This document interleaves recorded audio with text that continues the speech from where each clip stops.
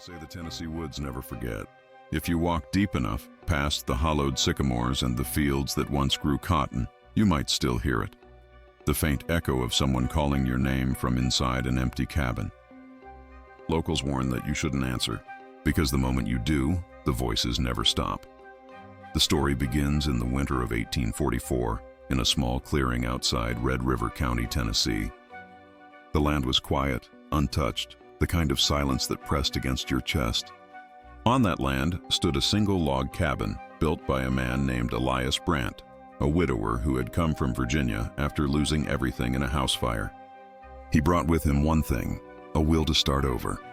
But as history would soon remember, Elias Brant's new beginning marked the start of one of the strangest hauntings ever recorded in rural America. Neighbors would later say the cabin itself felt wrong from the beginning. It wasn't the smell of pine or the warped boards that worried them. It was the sound. The cabin seemed alive with whispers. When the wind moved through its seams, it didn't whistle, it murmured. Elias brushed it off as loneliness, the sort of tricks isolation plays on the mind. He was a rational man, raised in a time when superstition and scripture shared the same bed. But that winter, something changed. Elias began hearing what he described in his journal as a woman praying. Softly, as though beneath the floorboards. It started at night, between the hours of 2 and 4, what he called the stillness before dawn. The prayer was in English, but the voice was warped, layered, like several mouths speaking the same words at once. He tore up the planks, thinking perhaps an animal had gotten trapped below. There was nothing, just dirt. The next night, the prayer returned. By spring, word spread.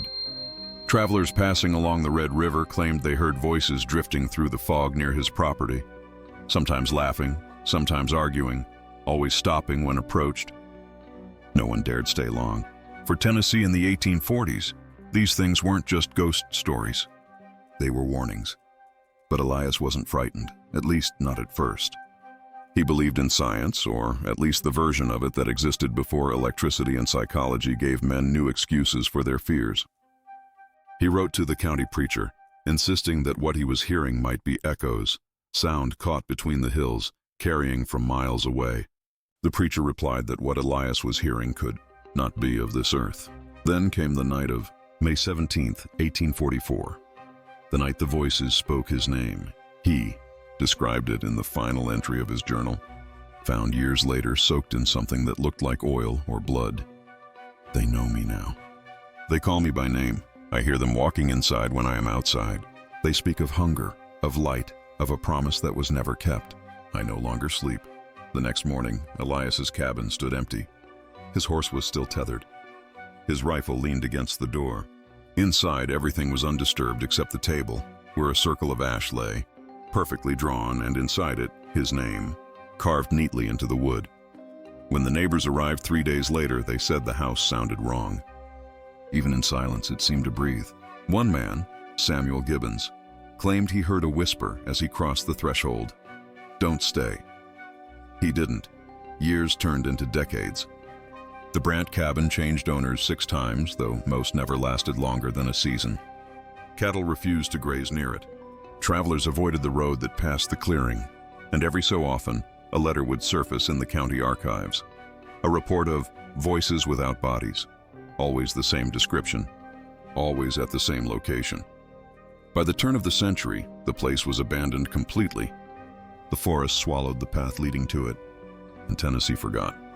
But history has a strange way of resurfacing when silence falls. In 1972, a group of students from Nashville University stumbled across the ruins of the cabin while conducting a survey on 19th century homesteads. They took samples of the wood and soil, photographed the remains, and spent the night documenting what was left. At 3:17 a.m., one of the recorders captured something. It was faint, almost like static. Then, under the hiss of the tape, came a woman's voice, soft, deliberate. She said, "Elias, open the door." No one could explain it. The cabin burned to the ground 2 weeks later, cause unknown. The only thing left standing was the stone chimney, blackened, hollow, and cold. But if you stand there today, the locals say, and stay quiet long enough, you might still hear it, a whisper in the wind repeating the same name over and over, as if the forest itself is trying to remember. the voices never stopped. The Tennessee of 1844 was not the Tennessee we know today. It was a rough, quiet, deeply religious place where faith and fear shared the same firelight. The state was still young, its borders restless, its people scattered across valleys and hills that seemed untouched by time. Most families lived by what they could grow or trade. Education was rare, medicine primitive, and superstition as common as the sound of crickets at night. The Red River region, where Elias Brant built his cabin, lay far from the bustle of the main settlements. In those days, the nearest town might be a 2-day ride, and the church a half-day on horseback. People relied on each other, but they also respected silence. Life demanded it. Isolation wasn't just a way of living, it was the air itself. The forests were older than memory. They swallowed sound, trapping it beneath moss and fog. Locals often spoke of echoes that didn't belong to any voice they knew. To modern ears, it might sound poetic or exaggerated, but to the people of 19th century Tennessee, sound had weight. It was a presence. When the wind carried voices across the valleys, no one thought of physics or acoustics. They thought of souls. Religion governed life as tightly as the land did. Churches were the heart of every settlement, and pastors were as much physicians of the spirit as they were keepers of order. When crops failed, when sickness spread, or when something unseen scratched at the walls at night, people turned to scripture first, then to prayer, then to fear. In this world, Elias Brant stood out. He was educated for his time, able to read, write, and reason. He had come from Virginia, where his family had once owned land and slaves, before tragedy stripped him of both. The fire that took his wife and child also burned his name from the town registry. Locals whispered that he'd been cursed, though no one could say why. When he arrived in Tennessee, he brought little with him except a Bible, a set of carpenter's tools, and a desire to disappear. He chose the Red River not because it was safe, but because it was empty. To men like Elias, solitude was healing. But solitude in those woods had a way of changing shape. The 1840s were a decade of unease in America. Across the nation, revivalist movements were sweeping through towns, preaching that the end of days was near. Prophets, healers, and self-declared messengers of God appeared in droves, turning barns and fields into temporary churches. People wept, fainted, and spoke in tongues. For every convert, there was a skeptic, and for every skeptic, a rumor. In places like rural Tennessee, these waves of faith often collided with something older, folk beliefs carried from Europe and Africa. Superstitions about crossroads, mirrors, the dead, and voices in the wind ran deep. Families kept charms made of nails and string, hung horseshoes above doors, and left bowls of salt near windows to keep the restless quiet. It was in this atmosphere, half faith, half fear, that Elias built his cabin. He chose a patch of high ground near the bend of a stream. From a practical view, it was ideal. Fresh water, dry soil, far from neighbors. But to the locals, it was strange land. The stream was known as the Hollow Run, a place the native Chickasaw once called the water that speaks. Stories told of ancient chants heard on its banks, echoes that carried through the trees long after the singers were gone. By the 1840s, the Chickasaw were gone too, forced west by the Indian Removal Act. What remained were their names and their ghosts. Settlers built over their burial grounds, cut their forests, and planted their cotton. And sometimes in the stillness of night, they wondered if the land remembered. Old letters from that era describe eerie happenings that sound eerily familiar. Phantom footsteps, disembodied whispers, knocks on doors at odd hours. Most went unrecorded, passed down only through family lore. In those days, no one wanted to be accused of witchcraft, madness, or blasphemy. Elias Brant's journal, the one recovered decades later, became one of the few written accounts of what people in that region had only spoken about in hushed tones. Historians now believe it's one of the earliest examples of what modern psychology calls auditory hallucinations linked to isolation, a condition common among settlers who lived alone for long stretches. Others, however, believe something deeper was at work. Modern research into infrasound, low-frequency sound waves below the threshold of human hearing, suggests that certain natural vibrations can trigger feelings of unease, panic, and even the sense of hearing voices. The dense woods of Tennessee, combined with shifting temperatures and echoing valleys, could easily create such an effect. Yet even with science, the details of Elias's case remain strange.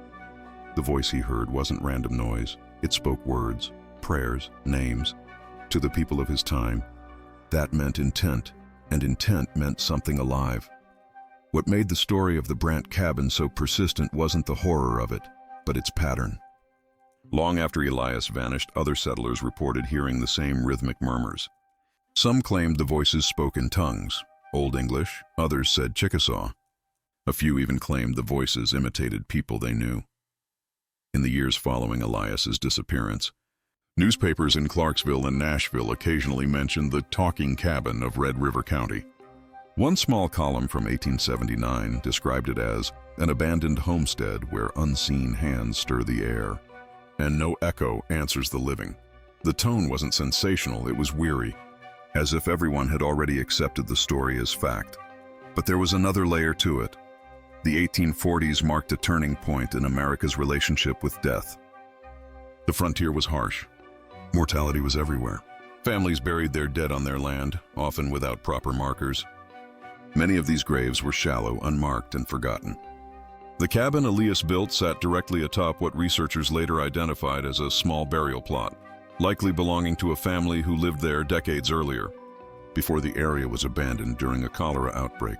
That knowledge, unearthed long after the cabin's collapse, gave historians a possible explanation.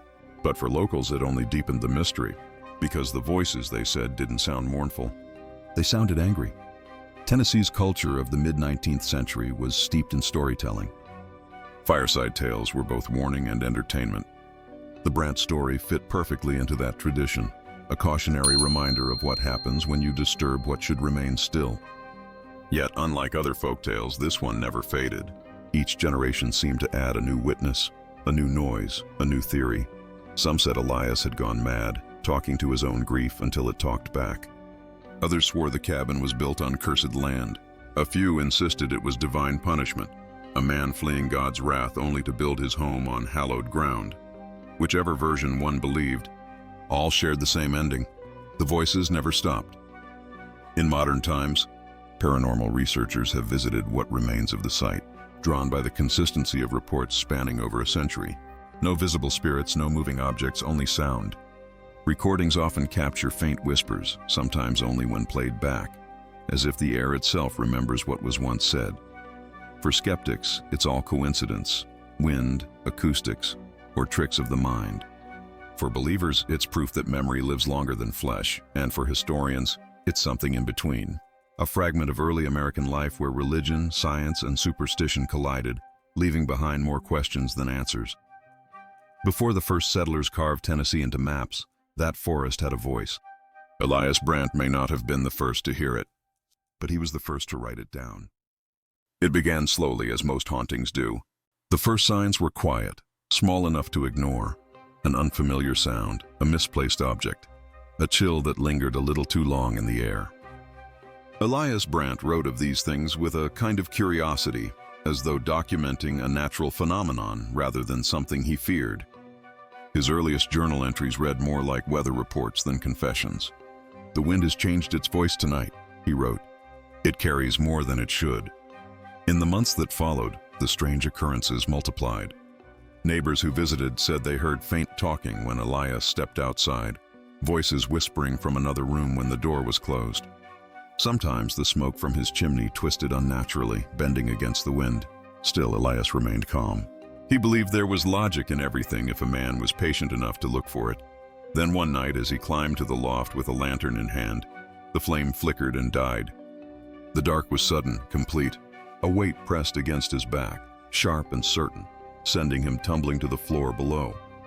When he lifted his head, gasping, he saw a shape standing in the shadows at the base of the ladder. It was thin, unmoving, more suggestion than form. When he blinked, it was gone. He told himself it was fatigue, that his body was playing tricks on him after months of isolation. But in his journal, the tone began to shift. The entries became shorter, the handwriting tighter. He stopped noting the weather. Instead, he wrote of footsteps outside his cabin. First faint, then many, circling the walls, stopping just before the door. He wrote of whispers that came when he tried to sleep. They were close, almost beside him. Sometimes they breathed with him, inhaling when he did, exhaling when he stopped. He described it as sleeping in a room with something that does not need to breathe but chooses to. The voices grew stronger, speaking words he half recognized, fragments of prayer, scripture, or pleading. One night he woke to the sound of his late wife calling his name. Her voice came from the trees, soft and broken. He stepped to the window, and in the moonlight he saw a woman moving between the branches, her gown pale, her head turned away. When he called out, his name echoed back to him 3 times, from 3 directions at once. The next morning he found footprints outside the cabin, bare, small, and wet, leading toward the stream. After that, Elias nailed his doors shut at night. He said the sounds no longer came from outside, but from the walls themselves. "The cabin breathes now," he wrote. "The air trembles when I speak." In August, he asked a local preacher, Reverend Howell, to bless the house. The Reverend agreed, though reluctantly. When he stepped inside, he later told others, the air felt heavy, as though the room itself resisted his presence. They began to pray together. Elias knelt near the fire while the Reverend moved through the room, reading from Matthew. When he reached the verse about spirits begging to be cast into swine, a knife lying on the table began to shake. The Reverend stopped. The knife clattered to the floor and slid an inch toward Elias. Then a whisper came, soft, layered, close. "He is not yours to save." The Reverend left without finishing the prayer. He rode back to town pale and silent and refused to return. Elias stayed, and in the days that followed, he began to write obsessively. He claimed the knife had moved on its own. It moved as though it had a thought. He said, weeks later, a friend named Gideon Price came to visit after hearing that Elias had fallen ill. What he found was a man hollowed out by sleeplessness. The cabin smelled of iron and smoke. That night, Gideon stayed to keep watch. Around 2 in the morning, they heard the voice again, the praying woman, this time beneath the floorboards. Gideon raised his lantern, but its flame went out instantly. The air grew colder, and the voice changed, louder, urgent, repeating something neither man understood. Then came the sound of scraping wood, slow and deep, as if nails dragged across the inside of the wall. Gideon shouted for it to stop, and it did. Then came a splash from the stream outside, though the night was still. When Gideon stepped out, he saw ripples moving against the current toward the cabin. He left at dawn and was never seen again. By late autumn, Elias no longer left the house. Neighbors said smoke from the chimney burned black, thick as tar. At night, a strange light flickered through the cracks in the logs, pulsing in rhythm with the faint murmurs that came from within. The last entries in his journal were barely legible, written in a trembling hand. They speak now in the day. "The cabin hums when I pray. Something moves inside the walls. I smell earth. I smell rot. They want me to write. They say if I write, they will rest." After November 23rd, the writing stops. When the neighbors finally went to check on him, they found the cabin empty. The door was unlatched. The air inside was thick, like a place where someone had just been breathing. On the table lay a ring of ash drawn in perfect symmetry, and inside it, carved into the wood, was one word: Elias.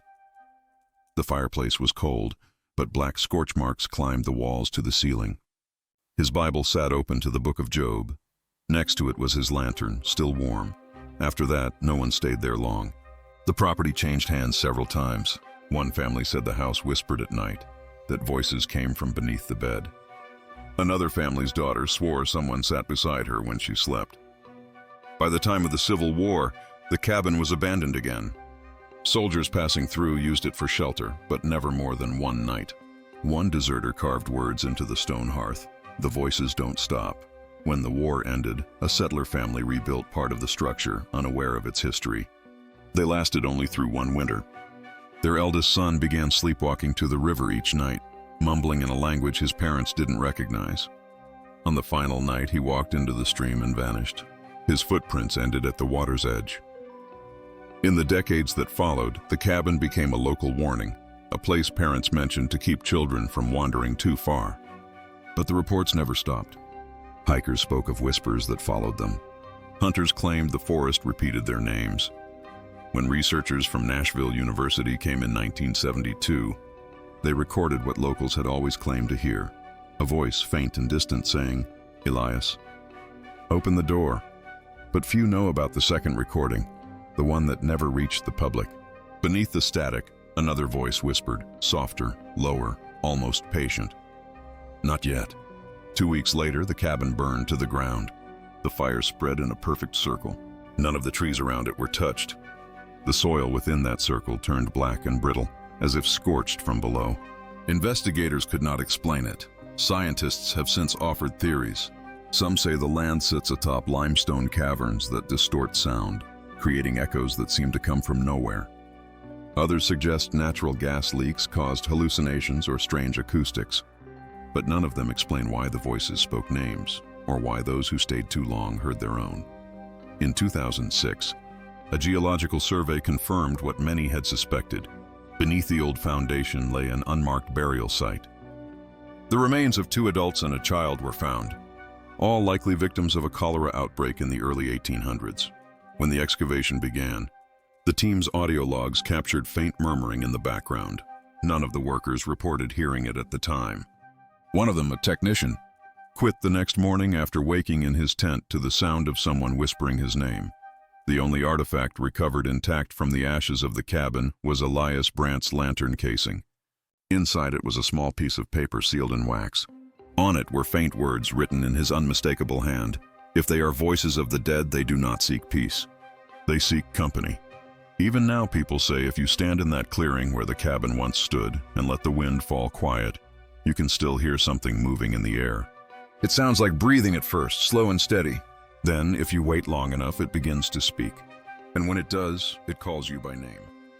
The disappearance of Elias Brant might have faded quietly into local rumor, if not for the letters that surfaced months later. In early 1836, a mail carrier named Thomas Hensley delivered a stack of unopened correspondence to the sheriff's office in Cedar Hollow. Among them were 6 letters, each written by Elias, but never sent. The ink was uneven, some words scratched so violently the paper tore. They spoke of voices that knew his thoughts, of faces behind the air, and of a promise. They said the door would open if I wrote enough. The sheriff handed the letters to Reverend Howell, who read them aloud to a gathering at the small church that Sunday. The congregation sat in silence long after he finished. Word spread quickly. By the next week, families who lived near the river moved their children into town. The blacksmith refused to shoe horses bound for the northern road. Hunters stopped setting traps in the woods near the cabin's remains. They said the trees there hummed at night, that if you stood too still, the forest began to whisper your name. The sheriff organized a small search party, though no one volunteered easily. They found only remnants: burned wood, ash, the half-melted iron hinge of a door. The ground smelled of sulfur, and even after the rain, the soil stayed warm. They found tracks too, dozens of them, some human, others smaller, barefoot. They circled the ruins like dancers who had vanished mid-step. The men covered the prints with dirt before leaving. The following winter, local newspapers picked up the story. The Hollow Gazette ran the headline, "Hermit Vanishes in Fire. Locals Fear Curse." Other papers mocked it as superstition, but those who lived near the site refused to speak on record. One reporter, William Dorsey, stayed 3 nights near the river to disprove the rumors. His notebook was later found in his tent, soaked through. The final entry read, "The forest repeats what you say. Then it changes the words." Dorsey was never found. The townspeople's fear grew quieter but deeper. They stopped mentioning Elias by name, calling him the man from the woods. School teachers warned children not to wander past the stone bridge. Travelers passing through Cedar Hollow found rooms easy to rent but hard to sleep in. They said the night was too still, as if the land itself were listening. In the years that followed, preachers began using the story in their sermons. Some claimed Elias had invited something unholy through his experiments in solitude. Others said he had gone mad, lost in grief after his wife's death, and that madness had stained the land. Still, there were those who believed something had been awakened, not by Elias, but by those buried beneath him. "The dead do not like to be disturbed," an old woman told a journalist in 1881, and he was digging where they slept. Doctors and scholars tried to reason with the stories.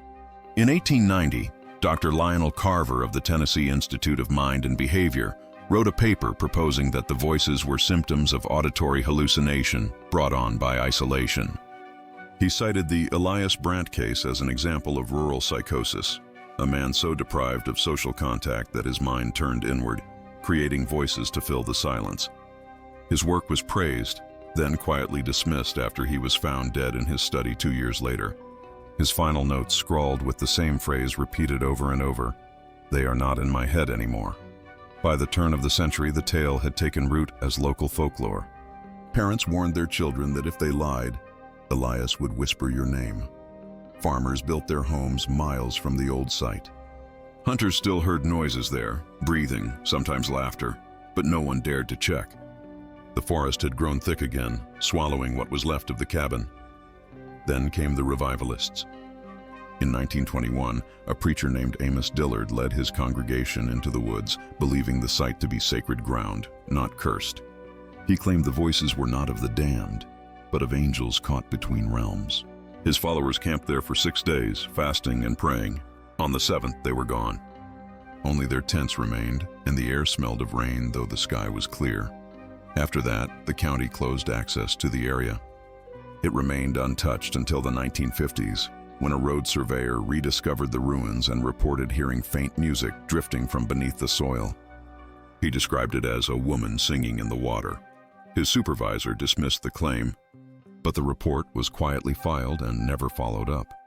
Locals still tell the story to outsiders, though each retelling grows quieter, slower, as if speaking too loudly might draw something near. Some say the voices are echoes trapped in the limestone.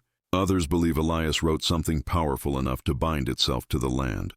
But every generation adds its own witness. The man who heard footsteps behind him in an empty clearing. The camper who woke to find words carved into his tent pole. The hiker who felt someone exhale against his ear and whisper his name. The story persists, not because it's proven, but because it refuses to die. And perhaps that's what Cedar Hollow has become, a place where stories stay alive long after the people who told them are gone. Even today, the locals say that when the air grows too still and the wind seems to wait for something, that's when you should leave. Because if you don't, the silence will start to move. And once it moves, it remembers you. By the late 1970s, most of the stories surrounding the Brant cabin had faded into the background noise of Tennessee folklore. But that changed in 1978, when a team from the University of Knoxville decided to revisit the case. Led by Professor Jonathan Hale, a folklorist with an interest in regional haunt phenomena, the group planned to record environmental data and compare local myths with measurable anomalies. Hale was known for his skepticism. He didn't believe in ghosts, only in the persistence of human imagination. The team arrived in late October, when the fog over Cedar Hollow hung low and the ground stayed damp long after sunrise.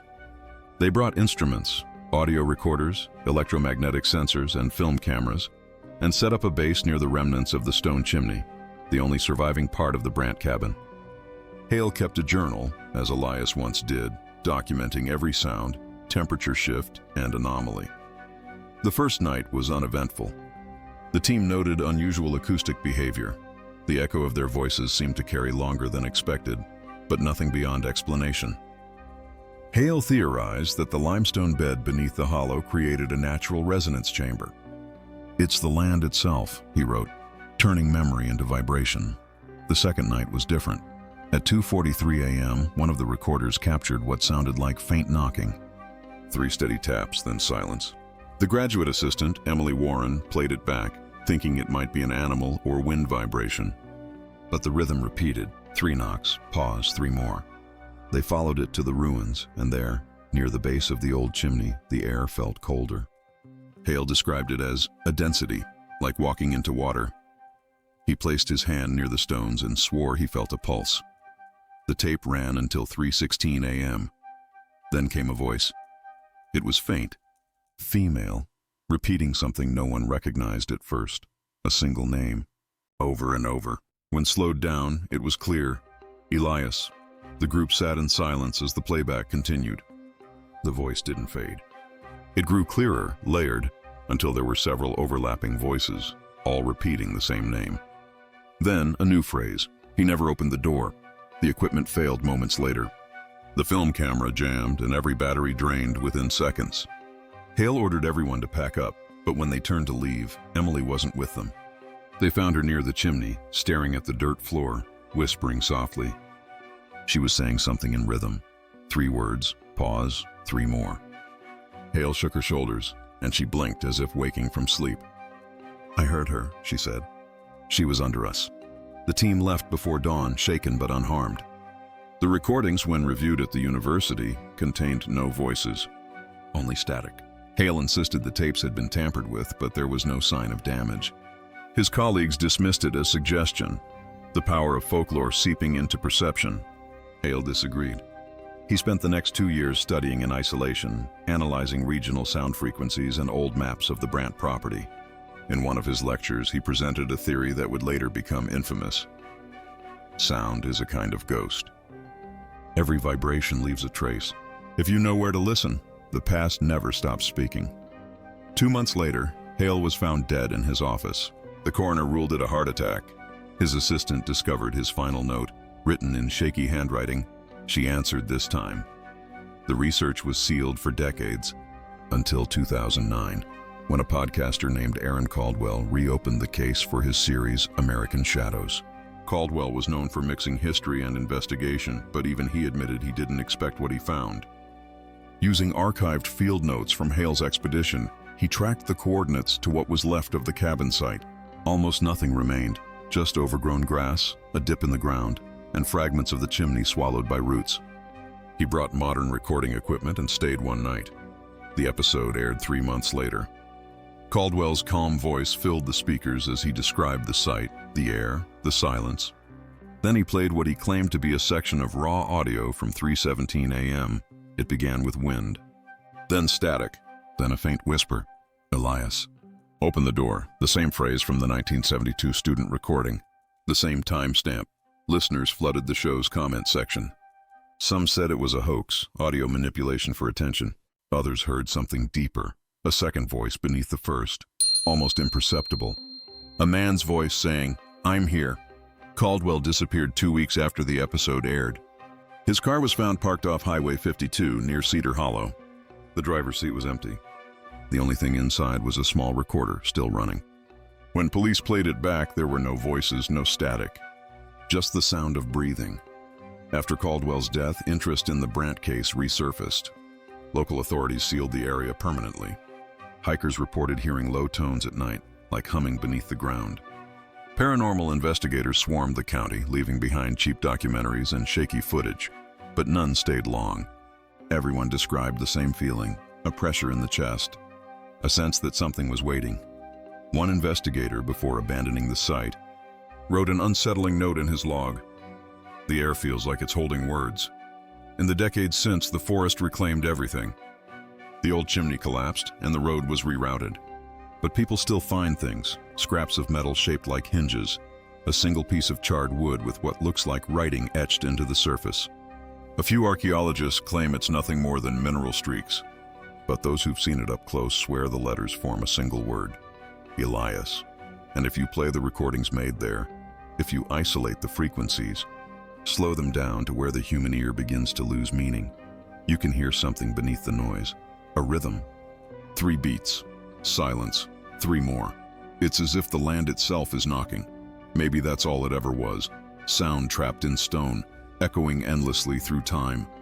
Or maybe it's what Elias heard on that last night, what he called the prayer beneath the floorboards. A resonance so deep it blurred the line between memory and haunting. Either way, what started as one man's solitude became a pattern that refuses to die.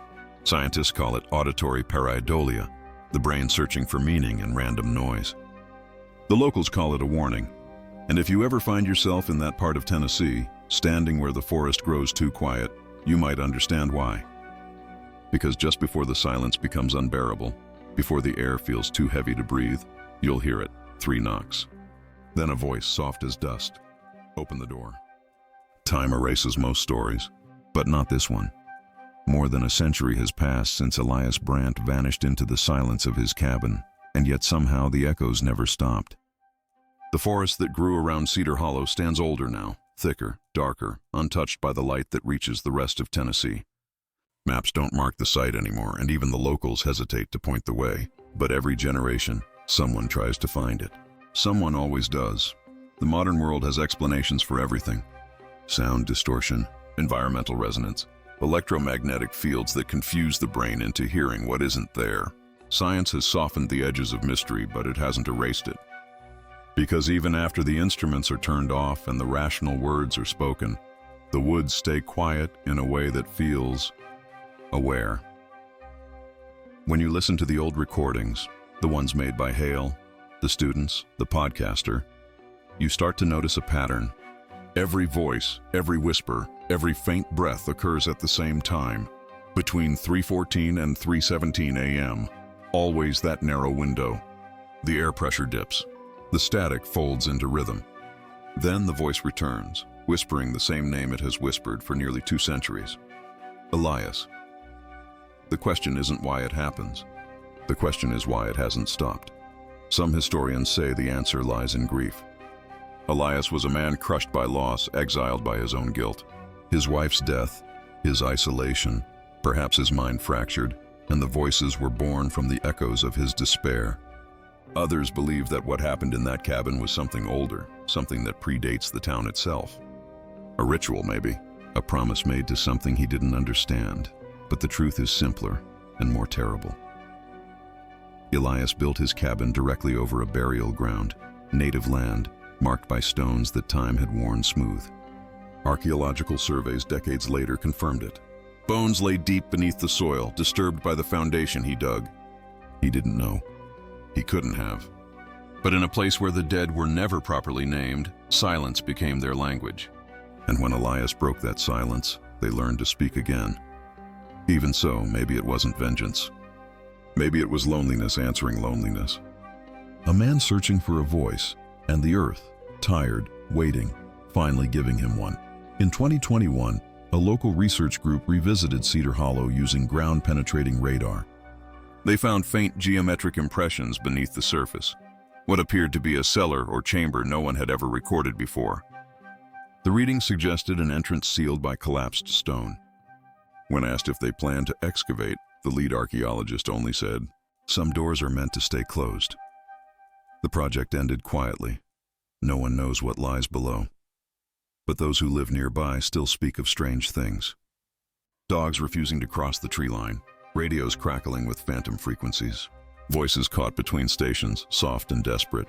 And sometimes, when storms move in from the north, people say they can hear the ground hum, just for a moment, like something stirring beneath. It's easy to dismiss these stories. They don't fit the modern world. We live surrounded by explanation, addicted to proof. But there's something ancient in the way silence behaves, how it bends around certain places, how it remembers. If you go there, if you stand where the cabin once stood, you'll notice that the forest grows in a perfect circle, as though the trees themselves are keeping their distance. The air feels thick, like you're standing underwater, and if you stay long enough, the silence begins to pulse. At first it feels like your heartbeat, then you realize it isn't yours. That's when the whisper starts. Maybe it's the wind through the hollows. Maybe it's your mind repeating what you've heard, or maybe it's Elias, still trying to open that door, still waiting for someone to answer. He built his home in the middle of nowhere, hoping to find peace. Instead, he found something that speaks without lungs, that remembers without eyes, that hungers for acknowledgement.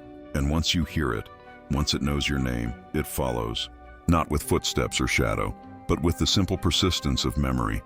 You'll carry it with you. In the hum of your refrigerator late at night, in the soft static of an untuned radio, in the pauses between your own breaths. Because silence isn't absence, it's presence, waiting. Maybe that's what Cedar Hollow has always been trying to teach us. That the past doesn't vanish when we stop talking about it. It listens, it waits. It finds its voice in the quietest moments. And so the story of Elias Brant remains, not as proof of the supernatural, but as evidence of something deeper. That memory once spoken never truly dies.